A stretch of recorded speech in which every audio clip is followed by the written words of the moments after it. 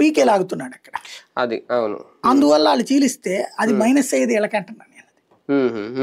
అది ఎంత ఇన్ఫ్లుయెన్స్ అవుతుంది అనేది చూడాలి, దాని మీద ఆధారపడి ఉంటుంది. దానితో ఫైనల్ గా ముస్లిం ఓట్ బ్యాంక్ కూడా కాస్తంత అది కొత్తగా సాలిడ్ అవ్వడం కాదు, ఇప్పటి నుంచి అది వాళ్ళకే ఉంది.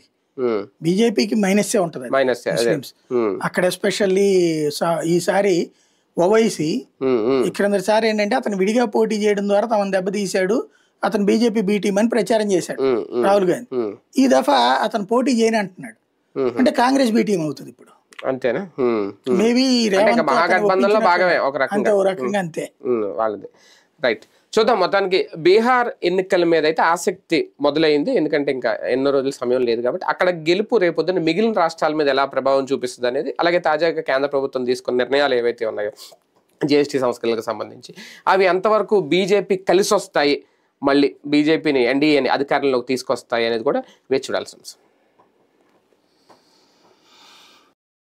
ఎన్నికలకు సర్వం సిద్ధమైపోయింది. సరిగ్గా నవంబర్ మొదటి వారంలో ఎన్నికలు నిర్వహించడానికి కూడా అంతా సిద్ధమవుతున్న నేపథ్యంలో ఈ ప్రస్తుత పరిస్థితి ఎలా ఉంది అనే దాని మీద తాజాగా ఒక సర్వే అయితే విడుదల చేసింది. అది కూడా హైదరాబాద్కి సంబంధించిన SAS అనే ఒక సంస్థ. ఆ సర్వే అంటే వీళ్ళు దాదాపుగా ఆగస్ట్ నుంచి మొన్న అక్టోబర్ వరకు కూడా, అక్టోబర్ 25 వరకు నిర్వహించిన సర్వేలో కొన్ని అంశాలు, అంటే ముందు 2 విడతలుగా చేశారంటే వాళ్ళు. ముందు చేసిన